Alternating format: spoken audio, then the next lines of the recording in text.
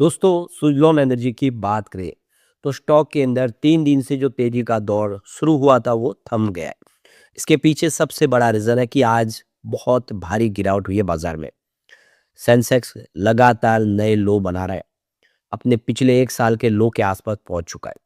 अब लोगों को बहुत ज़्यादा चिंता हो रही है कि ये गिरावट का सिलसिला क्या और भारी तरीके से आगे बढ़ेगा, क्योंकि ग्लोबल स्थिति इस समय बहुत नाजुक है। इंडियन रुपीज लगातार कमजोर साबित हो रहा है। क्रूड ऑयल की प्राइस 100 बैरल को पार कर गई है। दबाव की स्थिति बहुत ज़्यादा है। ऐसे में क्या है आगे की रणनीति? मार्केट एक्सपर्ट क्या कह रहे हैं और ये गिरावट कब थमेगी? और क्या सुजलॉन इस समय खरीदारी के लिए ठीक है या फिर यहाँ से निकलने का मौका है? इन सारी बातों को समझने की कोशिश करेंगे इस वीडियो के माध्यम से।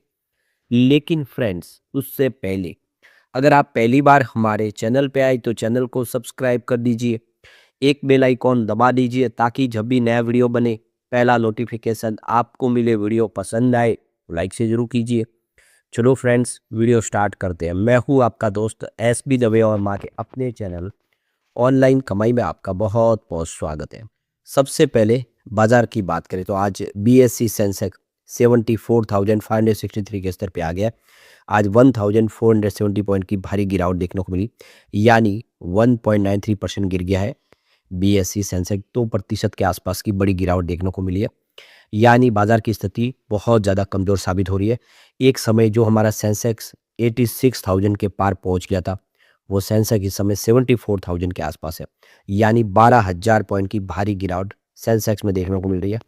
तो कुल मिला के स्थिति बहुत कमज़ोर है, लोगों को बहुत सारा लॉस हो रहा है इस समय। तो ये देख सकते हो कि इंट्राडे में 1500 पॉइंट की भारी गिरावट हुई है सेंसेक्स में, और निफ्टी भी 23,200 के नीचे फिसल गया है। तो इसके पीछे कुछ बड़ी वजह है जिसको हमें समझना चाहिए। तो सबसे बड़ी रीज़न तो तेल की कीमत है, और आप देख सकते हो कि तेल की कीमतों में उछाल तब आया जब फ्राइडे को ईरान के नेतृत्व ने अमेरिका के खिलाफ अपनी बयानबाजी को तेज कर दिया है। ईरान ने खाड़ी के मिडिल ईस्ट देशों में इस क्षेत्र में मौजूद अमेरिकी सैन्य ठिकानों को बंद करने की अपील की है, जिससे एक माहौल है जो बहुत ज़्यादा कमज़ोर साबित हुआ। तो इंडिया के लिए जो सबसे बड़ी प्रॉब्लम है कि इस समय इंडियन रुपी जब वो अपने रिकॉर्ड निचले लेवल पे पहुंच गया है। तो फ्राइडे को डॉलर के मुकाबले रुपया जो है नए रिकॉर्ड में आप पहुंच गया है, 92.3950 पर गिर गया है। यानी आप देखें तो इस समय जो मजबूत अमेरिकी करेंसी, कमजोर इक्विटी बाजार और कच्चे तेल की बढ़ती हुई कीमतें, ये सब बाजार को इस समय कमजोर साबित कर रही है। और गिरावट तब आई जब डॉलर इंडेक्स ने 3 महीने के उच्चतम स्तर 92.85 पर पहुंच गया है, जबकि ब्रेंट क्रूड भी 100 प्रति बैरल के ऊपर बना हुआ डॉलर के हिसाब से। तो इस समय आप देख सकते हो कि इंडिया के अंदर महंगाई बढ़ने का डर बढ़ गया है। इससे क्रूड ऑयल क्या है जो प्राइस बढ़ गई है, इंडिया के अंदर रुपीज़ के सामने डॉलर मजबूत हो गया, रुपीज़ कमज़ोर हो गया है। तो ये बाज़ार के लिए बिल्कुल शुभ संकेत नहीं है। दूसरी तरफ देखें तो बाज़ार के लिए जो सबसे बड़ी प्रॉब्लम है कि एफआई लगातार बाज़ार से पैसे निकाल रहे हैं। तो इस समय एफआई का फंड जो है बाज़ार से निकल रहा है। एफआई द्वारा लगातार बिकवाली का असर बाज़ार पे इस समय देखने को मिल रहा है। ग्लोबल निवेशक बढ़ती अनिश्चितता और जोखिम से बचने की कोशिश में भारतीय के इक्विटी मार्केट से अपने पैसे निकाल रहे। एक्सचेंज डेटा से पता चला है कि विदेशी पोर्टफोलियो निवेशकों ने अपनी भारी बिकवाली जारी रखी हुई है। इसके विपरीत घरेलू संस्थाएं निवेशक बाजार को स्थिर करने के लिए लगातार खरीदारी करे, लेकिन उनकी खरीदारी भी यहाँ पे काम नहीं आ रही। पिछले कई साल से वो खरीदारी करे, बाजार को सपोर्ट एफआई का नहीं मिल रहा है। तो यहाँ पे कच्चे तेल में अचानक आई तेजी से बाजार के तनाव को और बढ़ा दिया है। तेल की कीमतों में उछाल इसलिए आया क्योंकि डर है कि ग्लोबल संघर्ष ग्लोबल सप्लाई चेन को बाधित कर सकता है। तेल की इस समय जो अवेलेबिलिटी है वो कम हो सकती है, दबाव और आ सकता है, और इसी वजह से ब्रांड क्रूड है देख सकते हो कि $100 प्रति बैरल के हिसाब से पहुंच गया है। इसी वजह से बाजार में गिरावट का माहौल बना है। अब यहाँ पे सुजलॉन एनर्जी की बात, स्टॉक आज 41.64 पर क्लोजिंग दी है, 1.86% की गिरावट के साथ। तो सिलसिला गिरावट का है, तो आप देख सकते हो 1500 पॉइंट अगर बाजार गिरेगा तो सुजलॉन भी कैसे बच के रहेगा।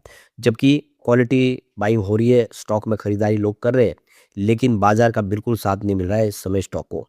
तो सुबह शुरुआत तो बिल्कुल फ्लैट हुई थी। इंट्राडे में 42.83 का फ्रेश थोड़ा सा हाई भी बना, यानी कुछ खरीदारी देखने को मिली, लेकिन जो बाजार में जबरदस्त सुनामी आई बिकवाली की, जिसकी वजह से ये 40.98 पर आ गया इंट्राडे ये। अब आप देखिए तो इसने जो फ्रेश लो बनाया वो 38.19 का है, वहाँ से स्टॉक ने कुछ बेहतर किया, लेकिन बाजार का सपोर्ट नहीं मिल पा रहा है, जिससे सुजलॉन भी कुछ कर नहीं पाया। पिछले 3 ट्रेडिंग सेशन में यहाँ पे तेजी बनी थी, उस पे आज ब्रेक लग गया क्योंकि आज बाजार में भारी गिरावट थी। अब इस गिरावट के माहौल में मोतीलाल ओसवाल की तरफ से रुचित जैन ने अपना नज़रिया पेश किया है। तो यहाँ पे इस समय डिफेंस स्पेस के हिसाब से देखें तो कुछ ऐसे स्टॉक जो अच्छा कर सकते हैं युद्ध के इस माहौल में, भारत इलेक्ट्रॉनिक्स और मझगांव डॉक जैसे स्टॉक अच्छा कर सकते हैं। और यहाँ पे इनमें करेक्शन भी काफ़ी हो चुका है पिछले कुछ महीनों में, तो यहाँ पे एक पॉजिटिव माहौल बन सकता है। तो ये देख सकते हो कि इस गिरावट के माहौल में मोतीलाल ओसवाल की तरफ से जो टेक्निकल एनालिस्ट है रुचित जैन, उनका कहना है कि इस समय जो बाइंग अपॉर्चुनिटी है वो दो सेक्टर में इस समय दिखाई दे रही है, वो है डिफेंस और एनर्जी स्टॉक्स में। तो अच्छे वाले जो एनर्जी स्टॉक्स हैं या फिर डिफेंस के स्टॉक है, उनमें खरीदारी की जा सकती है। ये दोनों ही सेक्टर आने वाले समय काफ़ी अच्छा कर सकते हैं। अब इस समय देखें तो जो रिन्यूएबल एनर्जी सेक्टर के लिए भी काफ़ी सारे इसमें अट्रैक्शन दिखाई दे रहा है। तो करेक्शन भी बहुत ज़्यादा हो चुका है स्टॉक के अंदर, तो फिर आने वाले इसमें स्थिति बदलेगी, स्टॉक फिर बेहतर कर पाएंगे। यहाँ पे सुज़लोन को लेकर रुचित जैन का कहना है कि एक पुल बैक मूव्स देखने को मिला सुज़लोन में, लेकिन मंथली चार्ट पैटर्न पे अभी भी स्टॉक उतना मजबूत नहीं दिखाई दे रहा है।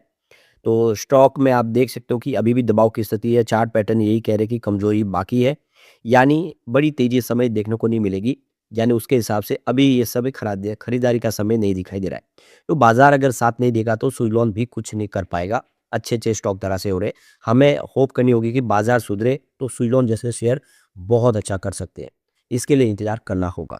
अब इसकी सुज़लोन एनर्जी की हम परफॉर्मेंस देखें पिछले 4-5 सालों में इसका प्रदर्शन कैसा रहा है, बीएसई मिड कैप के मुकाबले और बीएसई कंज्यूमर गुड्स के मुकाबले। अब बात करें अगर हम 2020 की, तो सुज़लोन एनर्जी ने यहाँ पे 236% का मल्टी बैग रिटर्न दिया है।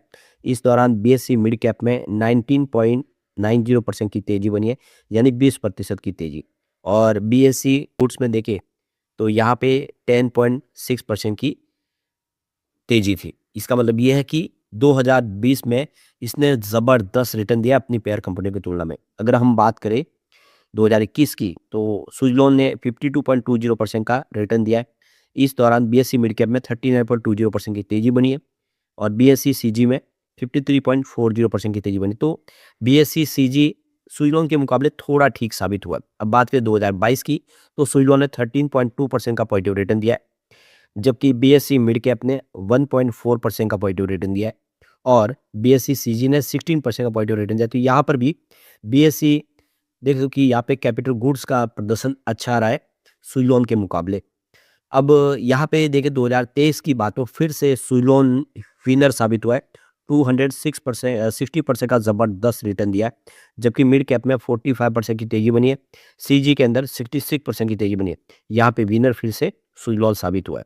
बात करें 2024 में, सुज़लोन का 61.6% का ज़बरदस्त रिटर्न रहा है, मिड कैप का 25.80% का रिटर्न रहा है, जबकि बीएसई सीजी का 21.6% का रिटर्न रहा है। इसका मतलब 2024 का विनर भी सुज़लोन था, लेकिन 2025 में ये लूजर साबित हुआ है। 19.4% की गिरावट हुई है स्टॉक के अंदर। इस दौरान मिड कैप में 11% की तेजी बनी है, बीएसई सीजी में मात्र 1% की गिरावट हुई है। यानी 2025 का देखें तो लबो-लुआब ये है कि सुज़लोन कमज़ोर साबित हुआ है। बाकी इसने बहुत बेहतर किया। अब 2020 का विनर था, 2023-24 में अच्छा किया, 20-21 में ठीक-ठाक था। तो सुज़लोन लगातार अच्छा ही किया है, लेकिन अब ये देखें कि इसमें पिछले 4-5 साल के बाद गिरावट की सिलसिला शुरू हुआ है।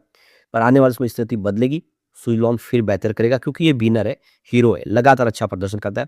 आने वाले समय भी हम उम्मीद करेंगे कि सुज़लोन फिर अच्छा करेगा। लेकिन फ्रेंड्स, कोई भी इन्वेस्टमेंट करने से पहले अपने फाइनेंशियल एडवाइजर से एडवाइस ले ले या अपना खुद का रिसर्च करें, क्योंकि मैंने वीडियो आपके एजुकेशनल पर्पज़ के लिए ही बनाया। वीडियो पसंद आए तो लाइक से ज़रूर कीजिए और चैनल को सब्सक्राइब कर दीजिए। Thank you friends.